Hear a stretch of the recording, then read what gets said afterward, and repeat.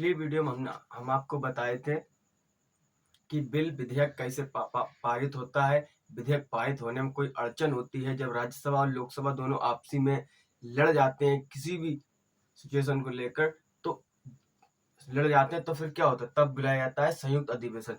तो उसी संयुक्त अधिवेशन की चर्चा किसमें की गई है, तो उसी संयुक्त अधिवेशन चर्चा की गई है अनुच्छेद 108 में। ठीक है, उसे कहते हैं संयुक्त अधिवेशन।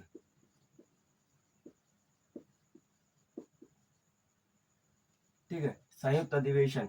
संयुक्त अधिवेशन कौन बुलाता है, तो संयुक्त अधिवेशन राष्ट्रपति बुलाते हैं। लेकिन राष्ट्रपति बुलाते हैं और जो उस संयुक्त अधिवेशन की अध्यक्षता होता है, जो उसकी अध्यक्षता कौन करता है, तो अध्यक्षता करता है लोकसभा का अध्यक्ष। देखिएगा, बुलाते हैं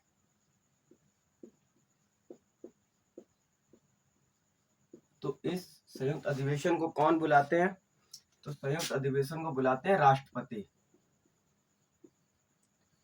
संयुक्त अधिवेशन को कौन बुलाएंगे, संयुक्त अधिवेशन को राष्ट्रपति बुलाएंगे। किस कारण बुलाएंगे, जब राज्यसभा और लोकसभा आपस में लड़ जाते हैं। ठीक है, कारण, किस कारण से बुलाते हैं, दोनों सदनों में गतिरोध जिसे कह सकते हैं हम लोग शुद्ध भाषा में, दोनों सदनों में गतिरोध।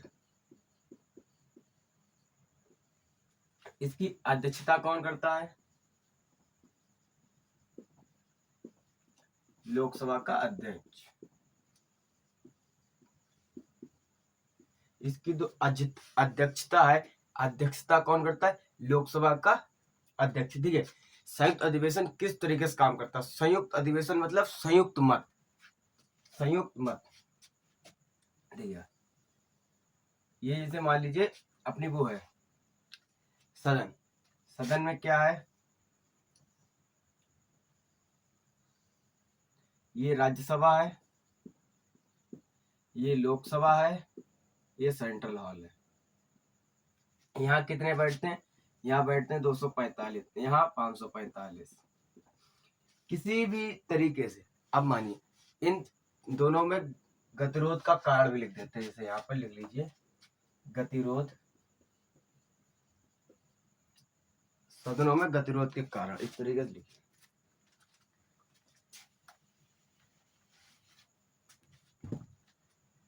सदनों में गतिरोध के कारण।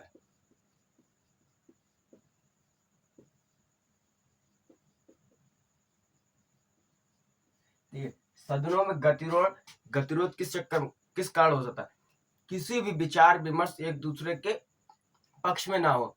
इसे राज्यसभा ने लोकसभा को सुझाव दिया, तो उस सुझाव को ना मानने पर क्या होता है, संयुक्त अधिवेशन बुलाया जा सकता है। मतलब बुलाया जा सकता है इसी, जैसे देखिए लिखिए, राज्यसभा द्वारा या लोकसभा द्वारा पारित विधेयक लोकसभा द्वारा या राज्यसभा द्वारा या लोकसभा द्वारा पारित, राज्यसभा द्वारा लोकसभा,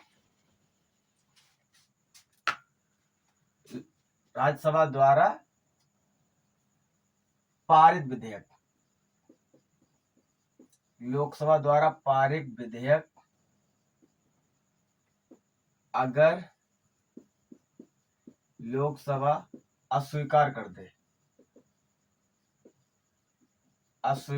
दे तो ये भी एक कुछ कारण हो जाता है। जैसे एग्जांपल दिया, चाहे लोग पहले कई कौन सा विधेयक कहाँ पहले जाता है, ये हम आपको पिछली वीडियो में बता चुके हैं, वो आर्टिकल 107 में। इसी तरह देखिए, जैसे राज्यसभा ने कोई भी विधेयक पारित कर दिया और लोकसभा ने उसको अस्वीकार कर दिया, तो इसके लिए क्या, तो दोनों आपस में लड़ जाते हैं, तो संयुक्त अधिवेशन बुलाया जाता है। जब संयुक्त अधिवेशन का एक कारण ये भी हो सकता है, या लोकसभा या कोई सदन एक दूसरे को स्वीकार कोई सुझाव दे, सुझाव न मानने पर भी संयुक्त अधिवेशन बुलाया जा सकता है। ठीक है, अब देखिए संयुक्त अधिवेशन कैसे काम करता है। लोकसभा में कितने हैं? 545, राज्यसभा में 245। संयुक्त, इसके लिए क्या होता है? संयुक्त मत चाहिए होता है। क्या चाहिए होता है? संयुक्त मत। ठीक है, संयुक्त मत, संयुक्त मत। देखिए अब पता चले जब संयुक्त अधिवेशन होता है तो ये सब इकट्ठे हो जाते हैं, सब इकट्ठे हो जाते हैं, लोकसभा वाले और राज्यसभा वाले। जब दोनों इकट्ठे हो जाएंगे तो इनको तो यहाँ नहीं ले जा सकते लोकसभा में, क्योंकि यहाँ 545 बैठे हैं। सीट अपनी कितनी है? 552 टोटल। 7 अभी है नहीं, वो पीओके कब्जे में है कुछ, इसलिए। ठीक है, 545 इसको यहाँ भी है, क्योंकि 250 लोगों की बैठने की जगह, यहाँ 550 बैठने की जगह है। आप उसमें अगर 700 डाल देंगे तो कहाँ से पूर्ति होगी? नहीं हो पाएगी 700-800। तो इसके लिए इन सभी को कहाँ लिया जाता है? सेंट्रल हॉल में। सेंट्रल हॉल में लिया जाता है और अध्यक्षता कौन करता है? लोकसभा के अध्यक्ष। तब इन दोनों को जोड़ेंगे तो कितना हो जाता है? देखिए 790, टोटल 790 हुए मत, 790 मत। जब 790 मत हो गए इन दोनों को संयुक्त मत। अब संयुक्त अधिवेशन का मतलब है संयुक्त मत। अब अगर इन दोनों ने पारित नहीं किया, ठीक है, कोई भी कारण हुआ, लोकसभा जो चाहे उसको पारित करा सकती है। क्यों पारित करा सकती है? क्योंकि इनकी अकेले की संख्या 545 है। ये एड़ी से चोटी तक का जोड़ लगा देंगे तब भी इनके पास कितनी संख्या? 245। अगर राज्यसभा नहीं चाहती हम ये पारित नहीं करने देंगे, राज्यसभा कह रही है इसे पारित नहीं करने, तो अपने कितने ले आओगे? 245 तो ला पाओगे, इससे ज्यादा नहीं ला पाओगे, क्योंकि तुम्हारे पास 245 ही है, इनके पास अकेले 545 है। अब 545 मत कितने चाहिए? 390 में डिवाइड 2, 790 में डिवाइड 2, कितने हो? 395 वोट चाहिए। कोई भी विधेयक संयुक्त अधिवेशन का कोई भी विधेयक पारित कराने के लिए कितने मत चाहिए? 395 हो गए, लगभग प्लस 1 एक एक्स्ट्रा चाहिए होता, 396 मत चाहिए होते हैं। 396 मत चाहिए होते हैं किसी भी विधेयक को पारित कराने के लिए संयुक्त अधिवेशन के द्वारा। अब पता चला ये तो 545 ये जीत जाएंगे। अब 545 में भी पूरी किसी एक पार्टी के सारे सांसद तो होंगे नहीं, अलग पार्टी के भी होंगे, रूलिंग पार्टी के भी। तो उसके लिए क्या होता है? पता चला कुछ इधर चले गए, वो भी मर्जी नहीं था 245 तक, कुछ इधर भी चले गए। अब पता चला आंकड़ा बराबर हो गया, 395 इधर, 395 इधर। अब क्या होगा? अब तो ये संयुक्त अधिवेशन भी खत्म।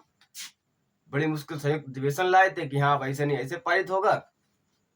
तब क्या होता है? याद रखिएगा, हमने आपको बताया था कि लोकसभा का अध्यक्ष कभी भी वोट नहीं करता। लोकसभा का अध्यक्ष वोट कब करता है?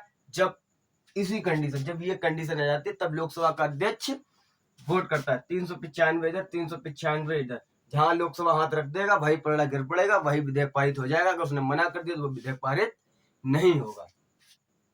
ठीक है, अब देखिए 395 हो गए। ठीक है, अब कुछ 3 चीजें होती हैं। 3 चीजों में क्या होता है? 3 चीजों में संयुक्त अधिवेशन नहीं लगता है, वो आपको अलग अलग ही पारित कराना पड़ेगा। क्यों कराना पड़ेगा? अगर कोई कारण है पारित कराने का तो पता चला लोकसभा सब अकेले ही कर देगी। अगर देश बर्बाद करना चाहे तो लोकसभा अकेले कर लेगी बर्बाद। इसलिए कहा गया कि कुछ जो है वो लोकसभा को अलग अलग पारित कराना पड़ेगा, क्योंकि 545 को खींच तांच के लोकसभा हर मत पार करा लेगी, क्योंकि उसके पास अकेले 545 सीटें हैं। वो 3 कौन कौन सी कंडीशन होती हैं जो आपको अलग अलग पारित करानी पड़ेंगी? धन विधेयक, ये लंबा टॉपिक, ये आगे पढ़ेंगे। अभी आप ये समझिए कि धन विधेयक को आपको अलग अलग पारित कराना पड़ेगा, लोकसभा से भी और राज्यसभा दोनों से क्या होगा? अलग अलग पारित कराना पड़ेगा। और देखिए संविधान संशोधन, संविधान संशोधन ये भी आपको अलग अलग पारित कराना पड़ेगा। कहाँ? अलग अलग, इधर भी आपको लोकसभा में पारित करना पड़ेगा और राज्यसभा में पारित कराना पड़ेगा। महाभियोग,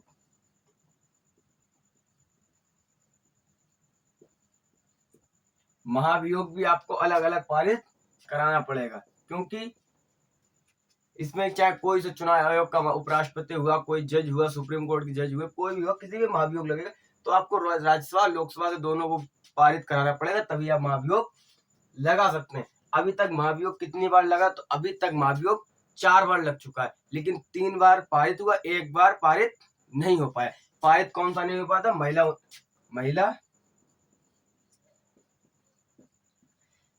वाला नहीं हो पाया। जो कब हुआ था? 2008 में। 2008 में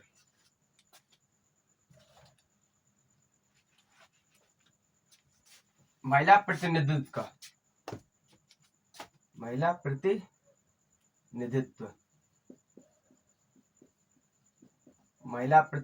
का नहीं हो पाया था। ये कब हुआ था? 2008 में। ये पारित नहीं हो पाया था। टोटल हुआ था, संयुक्त अधिवेशन कितनी बार लगा था? संयुक्त अधिवेशन टोटल 4 बार लगा था, जिसमें 1 बार पारित नहीं हो पाया था, सिर्फ 3 बार पारित हो पाया था। किस किस विषय में पारित हो पाया था ये भी हम लिखे थे।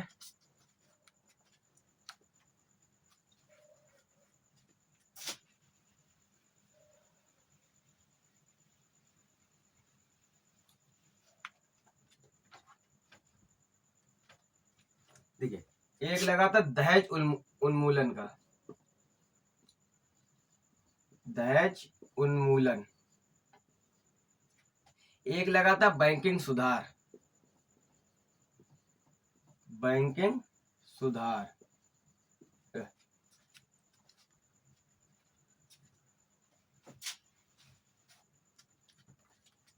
बैंकिंग सुधार का ये कब लगा था? 1978 में,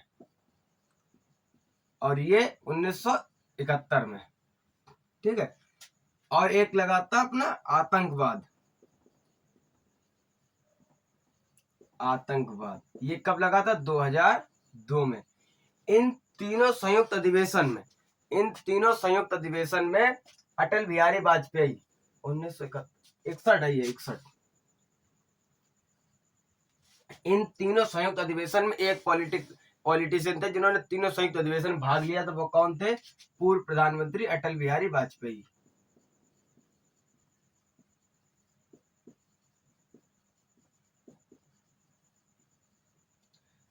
तीनों संयुक्त अधिवेशन में कौन कौन हुआ था? अटल बिहारी वाजपेयी तीनों में शामिल थे। एक 4 बार लगा था महिला प्रतिनिधि 2008 में, ये पारित नहीं हो पाया था। ये तीनों संयुक्त अधिवेशन में पारित हुए थे। तो आप समझ गए होंगे कि 108 अनुच्छेद 108 में संयुक्त अधिवेशन क्या होता है। अब अगले बार पढ़ेंगे हम लोग विधेयक, कि विधेयक क्या होता है।